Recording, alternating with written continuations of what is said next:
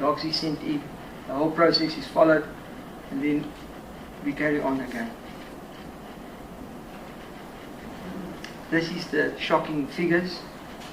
For those that is aware of the triage colors, the red is critical, the blue, the yellow is patients that's maybe got a broken bone or not that critical.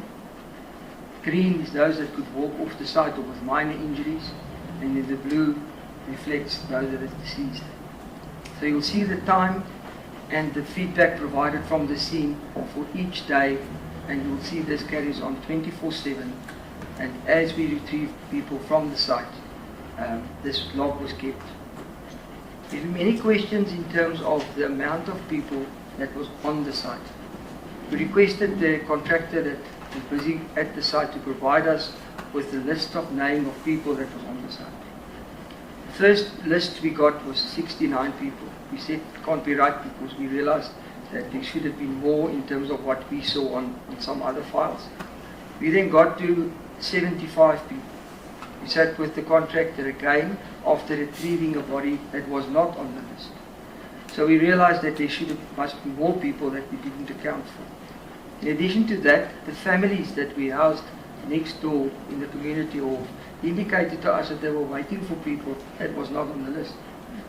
So again we went back and we got the contractor, the subcontractors together, we got the safety files, we worked through the safety files, and from that we established that approximately 81 people was on site. I need to say that the contractor couldn't assure us that at the time of the collapse, all 81 of these people were still on site. Remember, it was just after lunch break. So if some of these people was not on the site, he couldn't give us the confirmation. So but we are searching and we're working towards a figure of 81 people. The resources deployed, if you look at our resource list, you'll see an extensive list of resources, including fire and rescue services, from right over the country, from national perspective as well, emergency medical services. All the other services is listed on this slide. I don't have to go into detail, but you can see day by day, at one point we were 193 rescue staff directly involved.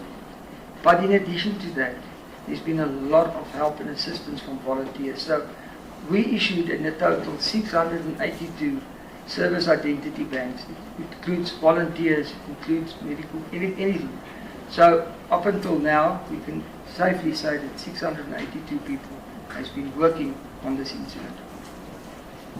And we need to provide a special word of thanks to big organizations and NGOs and FPOs like Love George, Gift of the Givers, Lions, Rotary, Small Business, Neighborhood Watches, churches, and the general public.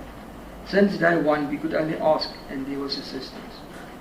Everyone has been kept hydrated and nourished right through the operation thus far. And I think going forward, knowing my George community, it will continue. Thank you. Thank you very much, Gerard, for that overview of what's happened over the past several days. We'll now open the floor to questions. Once again, just to remind you, please just indicate what media outlet you represent, and one question per reporter. I'll take a few at a time, just depending on how many of the reporters and members of the media would like to ask questions. So I'll open it up. I see the first hand to my right, Kevin. Thank you.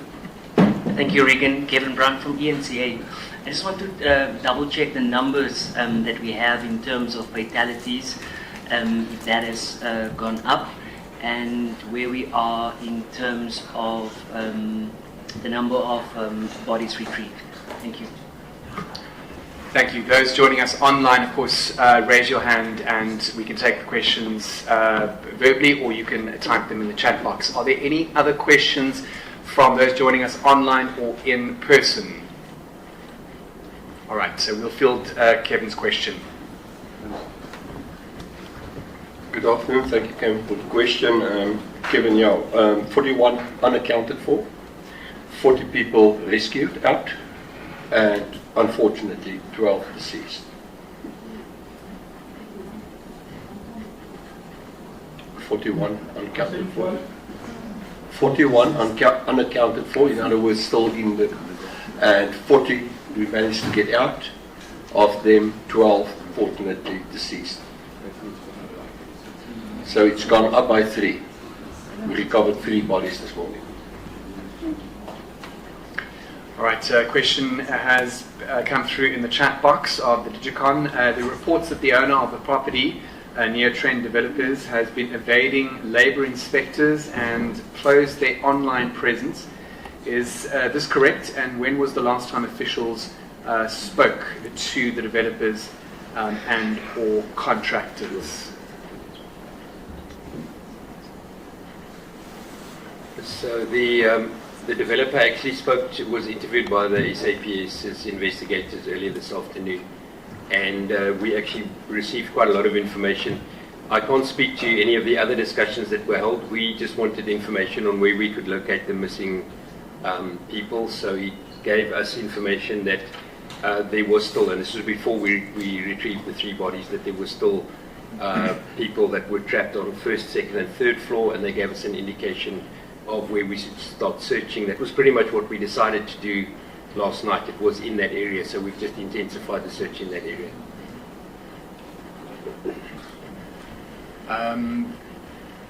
Villani, if you could pose your question, thank you. Just your microphone. I want to ask SAPS in terms, because the Department of Labour mentioned something of a subpoena. I want to know from SAPS, are they involved in that subpoena, or that's a separate operation by the Department of Labour? Also, we've met with the families, and the complaint is that they have not met with management from the companies, whether it's subcontractors or the owners, the developers. Are you facilitating maybe that charge, so that the families, all they want is closure, and to have the people who've hired their family members to speak to them and comfort them through this difficult time? But they say they haven't had that, and it's Friday today. So what's happening with that regard?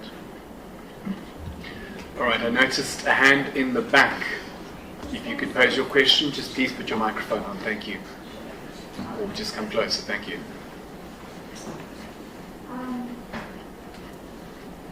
Thanks, it's Corinda from Newsroom Africa. A similar question to my colleague is with the families. They are a bit frustrated not knowing which category their loved ones fall in, whether having been survived or deceased or still trapped. So at what point will you have that communication with them to assist, and when would we see the process to identify bodies in a timeline? Thanks. All right, and Natalie. Natalie from EWN. My question's to Mr. Diner. Can you just talk us through your strat on where you're searching now? Are there particular pockets that you're focused on? And after chatting with the developer, what stories were those? What floors generally? Right, we'll start with the first question, and I think that was directed towards you, Lieutenant General. Thank you, the Premier. Now, we haven't met with the construction companies. And we're at the initial stage on our part to do investigation. When the time comes to speak to them, we will find them. Thank you. Just on the question regarding some of the frustrations that family members are feeling, perhaps Premier or the Minister, would you want to feel that? Okay, I'll talk to that. So there's been a couple of issues, and I'll deal with that one, the families, as well as also the families are raising issues about not knowing who's who. There is quite a difficult identification process that's been running at the moment. I'm not sure if it's not sure.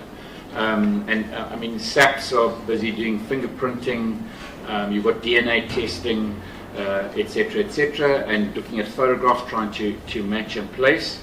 What we've also done is specifically when people have a language barrier, because there's also some language barriers, In the meeting that we had at 10 o'clock, we said that we do have people coming in from consulates. They should be here already by now.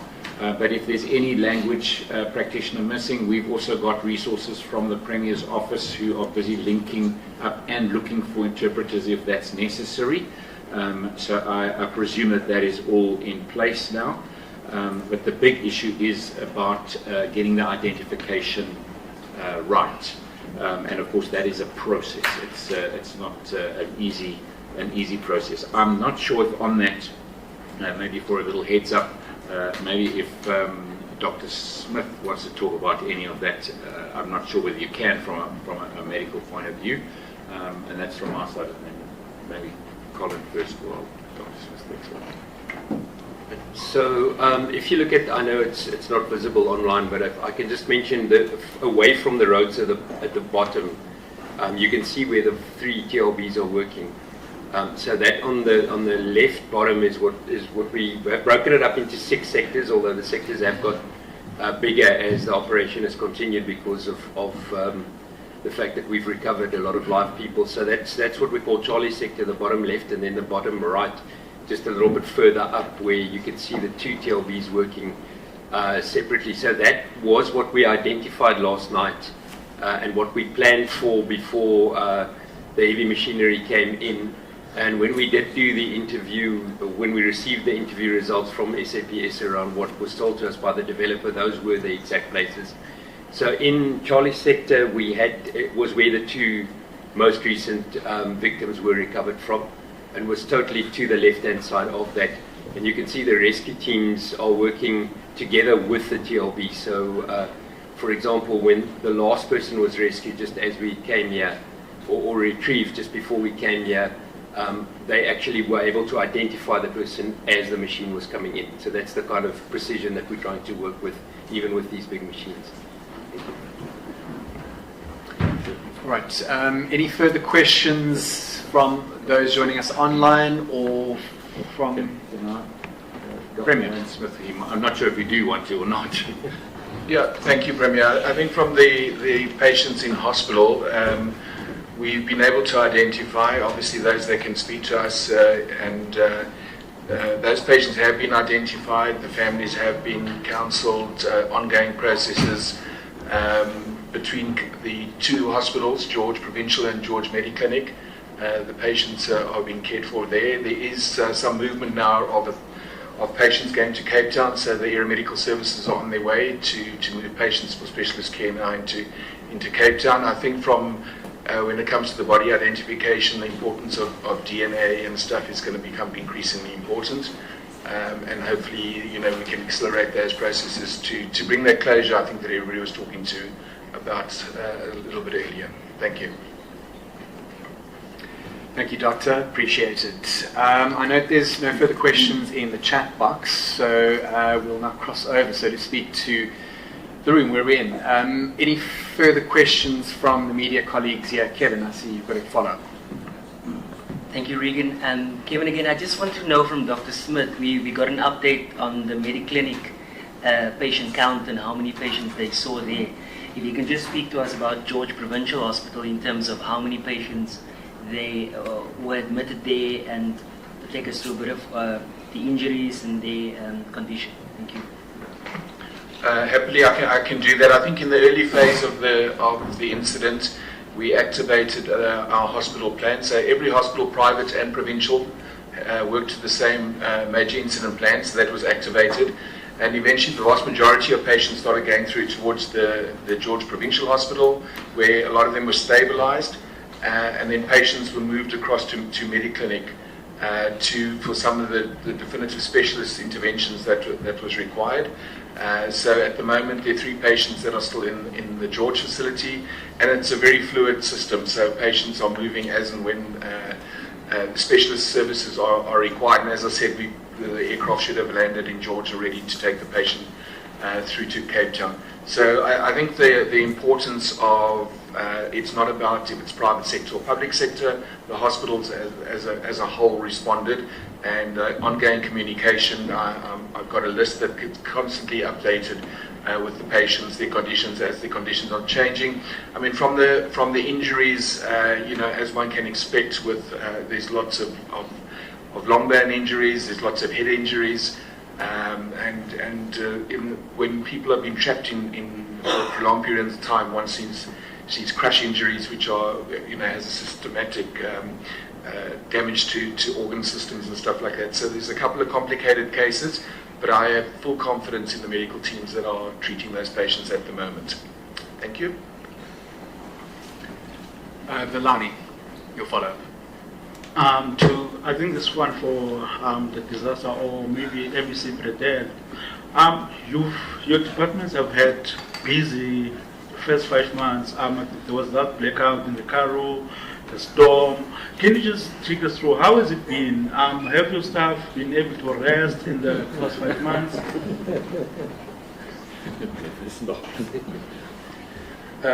Thank you for the question. I think the Premier don't want to receive a call from me anymore, and I don't want to receive any calls from Mr. Colin Diner anymore. I think there's a lot of lessons to be learned. We've started to build our disaster center actually 2009, thinking long term, thinking ahead on future planning kind of philosophies, looking at climate change, understanding it's a system that unfolds very slowly and people adapt very quickly and forget them very quickly. But we knew that it's going to hit us sometime, somewhere, and so over 15 years actually we built this system. It's not a perfect system. We will just keep on building and learning, and it's wonderful to have our national colleagues here because we're all in this together. Picking up the phones, phoning someone. We've also assisted people in amongst us all in KZN in the floods.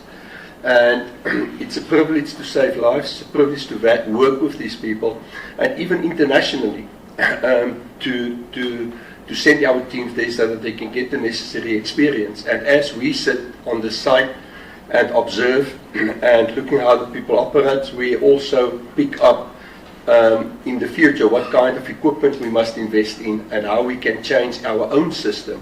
The command bus, the command structure that we've got on the site, it's very new, it's the first, and we will discuss going forward, must we not have a bus like that in every district, because the quicker you get on site, the closer you get to a system, the better for us to do command and control. Thank you. I have to add to that because it looked like you were budget pitching. But I mean, we joke about you don't want to receive a call, but I think that's a very important question. And I must say that,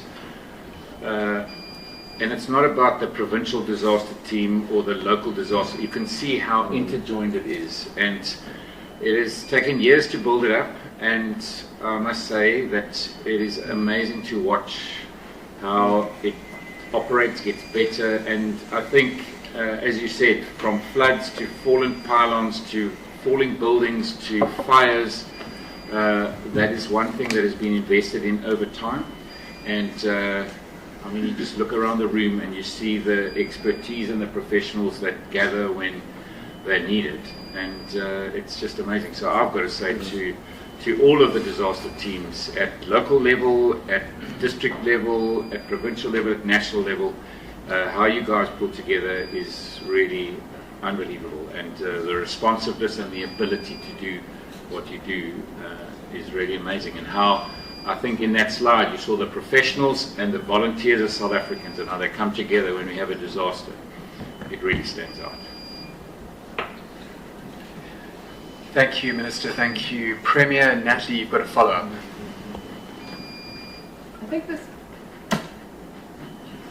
think this question might be for Mr. Diner again. Just in terms of the airspace being cleared above the site, what headache did private drones cause your operations? Thanks. So I think it was more just to prevent anything from happening, because with the drones that we were using, we needed to do specific things. We wanted to look down or through a specific void that we could only see from a vertical advantage. And we did have some drones coming in earlier around. Obviously, we also want to protect the patients and protect their identities. So that was the one reason. And the other reason, obviously, then was so that we wouldn't have any accidents, any situations. It's a problem we're continuously getting, especially in our fire season when we're having wildfires and our helicopters are in the air, and we've had a couple of near misses in the past with drones coming in the play, where our helicopters have been flying. So we just did it as a precaution. There was a question at the back there, and Jackie, but I noticed your hand went up first. Please, go ahead. I don't know if it's on. My name is Ibrahim Nyabe. I am from the Herald. It is directed to the rescue team. I just would like for you to confirm when the rescue mission will be labeled the recovery mission. And now. And then, if you could just, okay, thanks. And Jackie, just your question, please. Sorry, I just want to ask, maybe my question is for General Patekile. If the turnaround time for DNA testing will be sped up, because generally it takes quite a while, there seems to be a backlog, so I just wanted to ask about that. Right, so the whole process of rescue phase and recovery phase is really a guideline. It's for us to sort of have a point whereby, there's been many studies done around earthquake responses, around other building collapses, as to when do you go from a stage where you can start scaling down. And because normally when you do your rescue phase, you've got a lot of resources and you push all your resources at quite a high rate to try and achieve as much live recoveries as you possibly can. And then you generally scale down when it gets to the recovery phase. And if you think about, for example, an earthquake response, you would have, where you have one of these buildings, you could end up having, like 100 of these buildings in the types of earthquakes that do happen. And that means that you sort of scale down. The reason we haven't been so specific on this one is because we haven't scaled down. So it hasn't been necessary for us to change kind of our focus. We did change our focus when we took our last patient out from using rescue tools to going more to the kind of demolition type tools. But we haven't cut down on the amount of resources, and for that reason we haven't really drawn a line to say we are going into a recovery phase. We still have a few voids to search through, and we're going to continue in the kind of rescue phase until we search those voids. We know that the time is against us, but we're going to continue doing that. General? Now, we do not really have problems with DNA delays. That was sorted a long time ago, last year. As we speak now, the forensic lab, they are on standby for any eventuality that we get mass discovery. If the bodies are decomposed, that we can take DNAs to be done. With the ones that they already been retrieved, because they were still intact, we used fingerprinting, which is the quickest that we did with them. That's what we went. So there is no delay in the delay that could happen. It's when the matching has to be done with other people, families that you can't find and all that. So that's only delay that could be a delay, reasonable delay. Right, thank you. That concludes the media briefing. A very big thank you to members of the media and general public who joined us this afternoon. My colleagues at Georgia Municipality's media team, my very capable colleagues, it has to be said, will continue to issue those status updates at regular intervals just to keep everybody in the loop and informed as to how the operation is going. Thank you very much for joining us.